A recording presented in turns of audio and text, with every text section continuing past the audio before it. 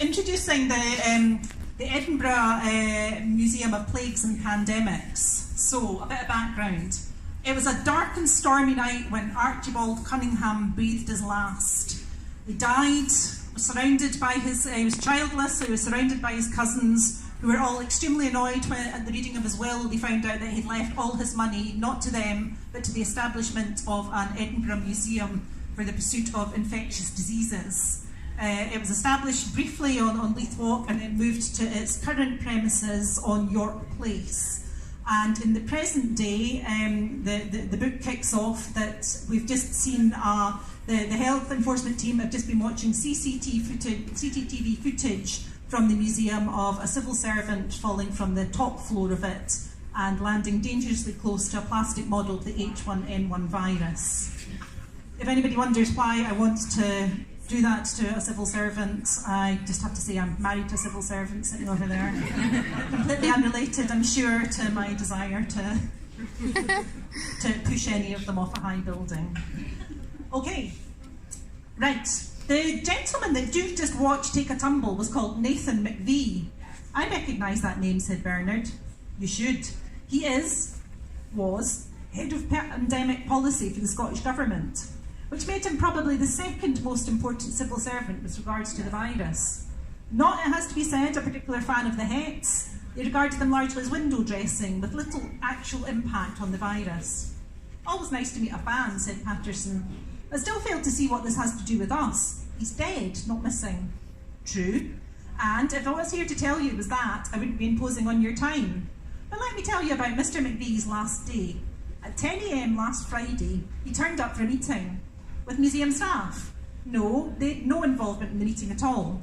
The museum rents out conference spaces on the top floor, and McVie had booked one late on Thursday. Although we are wondering why Mr. McVie couldn't find a meeting room anywhere in Victoria Quay, St Andrew's House, or any of the other Edinburgh buildings owned by the government. Anyway, 4 people attended the meeting. Mr. McVie, Carlotta Carmichael MSP. He broke off in response to the low growl of dismay that was coming collectively from the Het staff. The same Mrs. Carmichael who was recently spotted at the North Edinburgh Het office complaining about the standards of housekeeping and threatening to establish an Inspector of Hets post if my sources are correct. Ian grinned. Shut up and get on with it, said Patterson. Okay, so McVie, Miss Carmichael and the 2 other civil servants were at the meeting. Jasper Connington, Director of Health for the Scottish Government, and Helen Sopel, Head of the Virus Operational Response Team. Still not saying what this has to do with us. At 8:30 this morning, Helen Sopel failed to turn up for her monthly scheduled health check. As you can imagine, for somebody in her position, missing a health check is unthinkable. She didn't turn up for work this morning, and her colleagues couldn't get any answer from her mobile.